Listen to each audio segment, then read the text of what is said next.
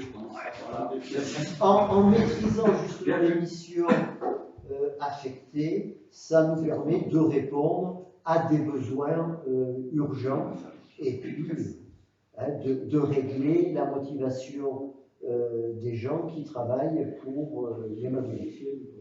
Donc, ce que je vous propose, c'est de pouvoir payer dans un cadre, je répète, restreint et maîtrisé, hors de question. Et là, je peux dire que nous sommes à cheval, hors de question de payer des heures supplémentaires qui ne soient pas validées et qui ne soient pas dictées par un besoin impératif. Est-ce que vous avez Est-ce que jusqu'à présent, il y a des heures supplémentaires qui étaient attribuées ou pas? Alors, la deuxième question, c'est pourquoi c'est dans le cadre d'une délibération? Parce que il faut comprendre. C'est du légal, normalement, non? Non. Des heures supplémentaires. Il faut que ce soit cadré, justement parce que même ces heures supplémentaires sont régies par le Code des collectivités territoriales. On ne peut pas s'amuser à faire tout et n'importe quoi. Donc ça veut dire que d'une façon ou d'une autre, on est régi dans un cadre, mais que je vais vous exposer. Donc l'agent en question a fait des heures supplémentaires, mais il n'a pas été payé. Alors, il y a des gens qui souhaitent être payés et d'autres qui préfèrent récupérer. Donc c'est une possibilité aussi. Mais là, c'est la délite, D'accord. c'est le fait. Alors, je vais vous donner les éléments. Alors, excusez-moi, ça va être un peu administratif, mais il faut que vous le sachiez aussi. C'est pour ça que je vous ai préparé ces éléments. Donc, est-ce que je peux passer sur les vues et les considérables, hein? On est d'accord? J'ai travaillé pour certaines dans des collectivités, je suppose que vous les connaissez. Alors, vu les crédits inscrits au budget, considérons ce qui suit. Distinction, je vous dis comme ça vous avez une vision globale. Distinction entre les heures complémentaires et les heures supplémentaires. Les heures complémentaires et les heures supplémentaires sont des heures effectuées à la demande exprès du supérieur hiérarchique et ou de l'autorité territoriale. Ces heures n'ont pas vocation à se répéter indéfiniment, donc c'est ce que je vous ai dit tout à l'heure. Elles doivent rester ponctuelles, exceptionnelles. Les heures complémentaires sont les heures faites par les agents à temps non complet, donc je vous l'ai précisé en propos liminaire. Jusqu'à hauteur d'un temps complet, seuls les agents à temps non complet peuvent faire des heures complémentaires. Au-delà de la 35e heure, il s'agit d'heures supplémentaires. Les heures complémentaires peuvent être effectuées à la demande du supérieur hiérarchique, autorité territoriale, par des agents de catégorie A, B ou C. Les heures supplémentaires sont les heures faites au-delà des bornes horaires définies par le cycle du travail par les agents à temps complet ou non complet.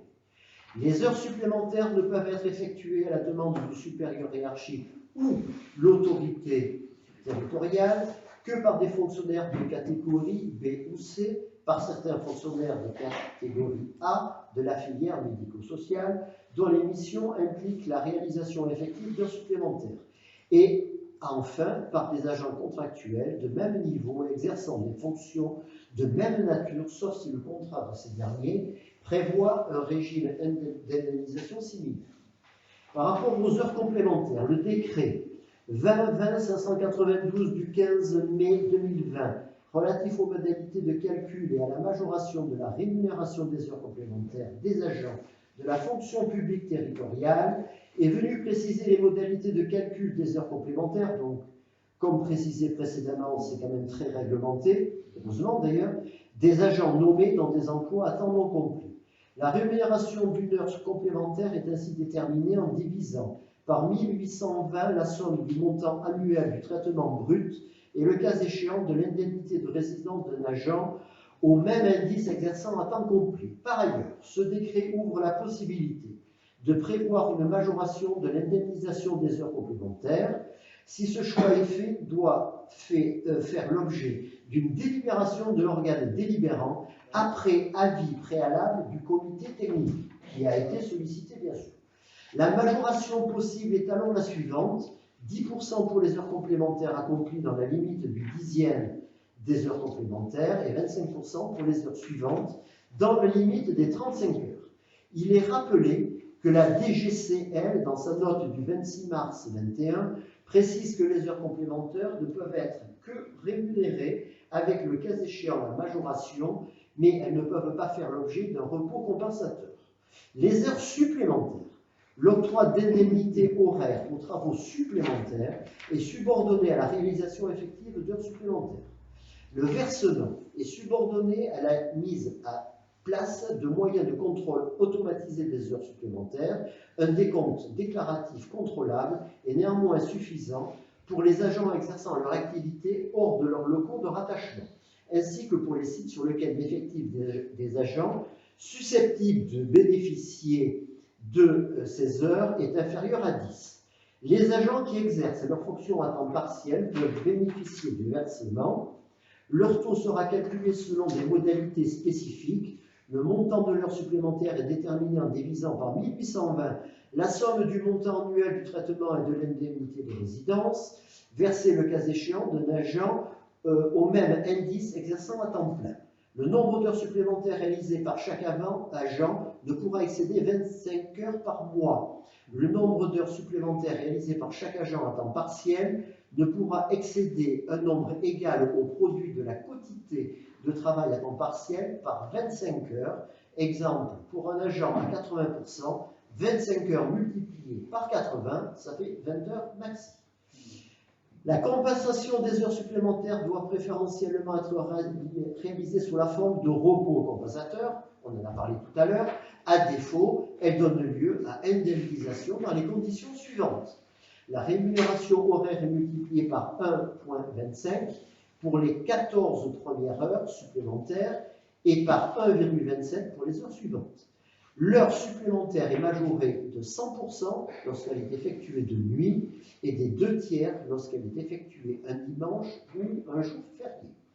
Le temps de récupération accordé à un agent est égal à la durée des travaux supplémentaires effectués. Une majoration de nuit, dimanche et jour férié peut être envisagée dans les mêmes proportions que celle fixée pour la rémunération, c'est-à-dire une majoration de 100% pour le travail de nuit et de 2/3 pour le travail des dimanches et des jours fériés. Il appartient à l'organe délibérant de fixer la liste des emplois ouvrant droit aux indemnités horaires pour travaux supplémentaires, ainsi que les conditions d'une éventuelle majoration du temps de récupération. En termes de cumul, les indemnités horaires pour travaux supplémentaires sont cumulables avec le régime indemnitaire tenant compte des fonctions des suggestions, de l'expertise et de l'engagement professionnel. L'indemnité d'administration et de technicité, ainsi que les indemnités forfaitaires pour travaux supplémentaires. Lorsque des interventions effectuées au cours d'une période d'astreinte par des agents bénéficiaires ou non d'un logement de fonction par nécessité absolue de service ou par convention d'occupation précaire avec astreinte ne sont pas compensées par une indemnité spécifique et donnent lieu à la réalisation d'heures supplémentaires, elles peuvent être rémunérées à ce titre. Une même heure supplémentaire ne peut donner lieu à la fois à un repos compensateur et à une indemnisation, bien évidemment. Les heures ne sont pas cumulables avec le régime spécifique des heures supplémentaires d'enseignement. Elles ne peuvent être versées également à un agent pendant les périodes ouvrant droit au remboursement des frais de déplacement. Donc, le conseil municipal, après avoir délibéré, doit délibérer. Donc, instauration des heures complémentaires, instauration des heures supplémentaires. Je peux Oui. Est-ce que c'est bien juste la rémunération multipliée par 1,25 pour les 14 premières heures et supplémentaire par 1,27 1,27. 27, au-delà de 14 heures. Au-delà, C'est-à-dire que c'est Pas beaucoup. 0,02 de Ce sont les textes. Hein. C'est comme ça. C'est comme ça. Le problème, c'est que c'est les textes. Hein. Voilà. Après, C'est tu pars valable forcément chez à un nous. moment donné sur des heures de nuit, ou Oui, et là tu rentres dans l'autre Non, mais je compensation. me demandais s'il n'y avait pas une erreur d'un Non. 1,27. Bon, ça, on n'a rien inventé, hein, ce sont les textes. Juste une petite question, du coup, on en est à combien en volume d'heures supplémentaires et complémentaires là depuis Mais le début de attention, l'année? là, c'est pas énorme. Non, mais c'est juste pour ça, parce que c'est juste pour voilà. le calcul, c'est énorme, pas énorme, ça dépend, c'est relatif. On vous donnera le détail. Parce que La remarque que je fais juste, hein, d'accord, encore une fois, c'est pas de la polémique, c'est plus se dire en fait que quand on accepte de payer des heures complémentaires et supplémentaires, quand elles sont faites, il n'y a pas de problème, il faut les payer, l'agent a fait. Mais après, dans un calcul budgétaire, quand on est sur de la répétition en fait, d'heures supplémentaires et complémentaires, on engage des frais supplémentaires du coup qui ne sont pas forcément budgétés.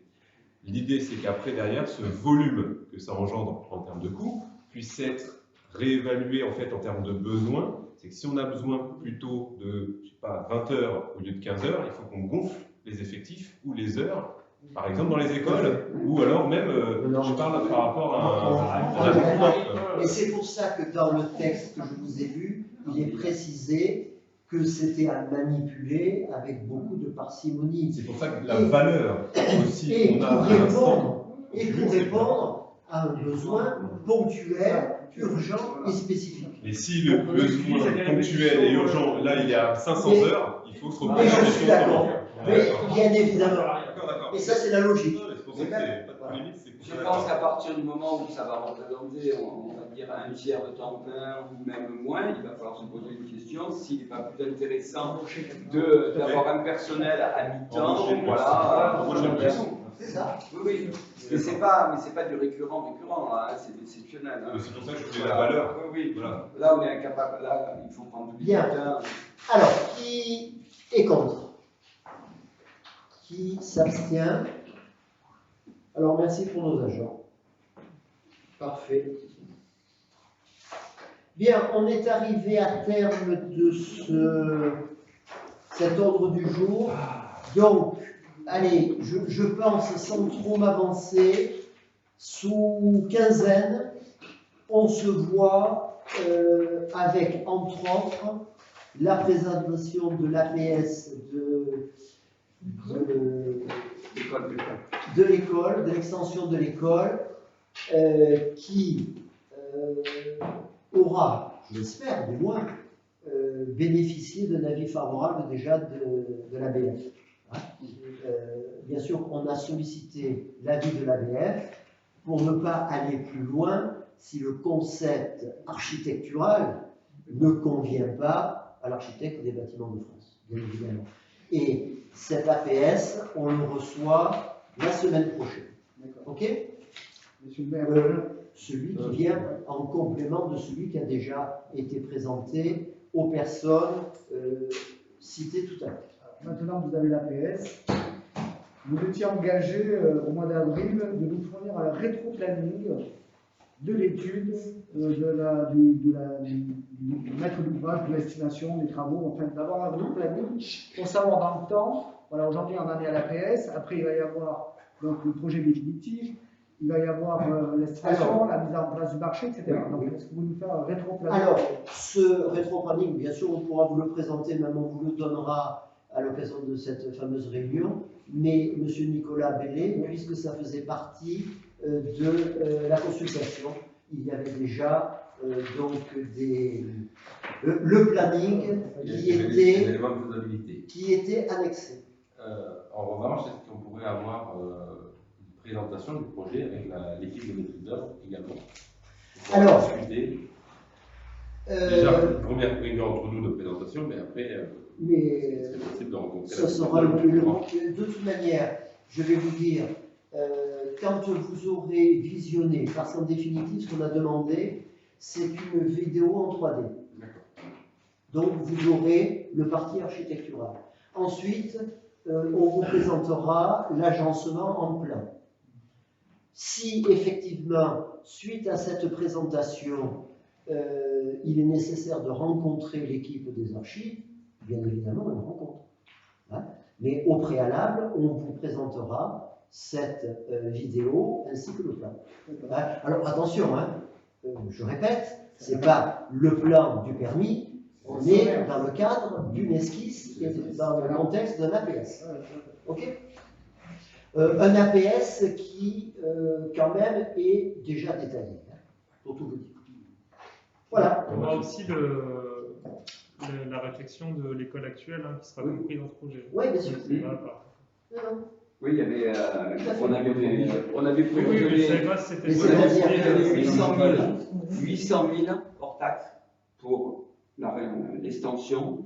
et 83 000 et quelques pour la rénovation de l'ancienne école, c'est-à-dire la réadaptation de la salle, des WC et bois, à trouver un moyen, encore une fois, beaucoup plus économique de chauffage et tout, puisque bon, on est tous concernés par ça.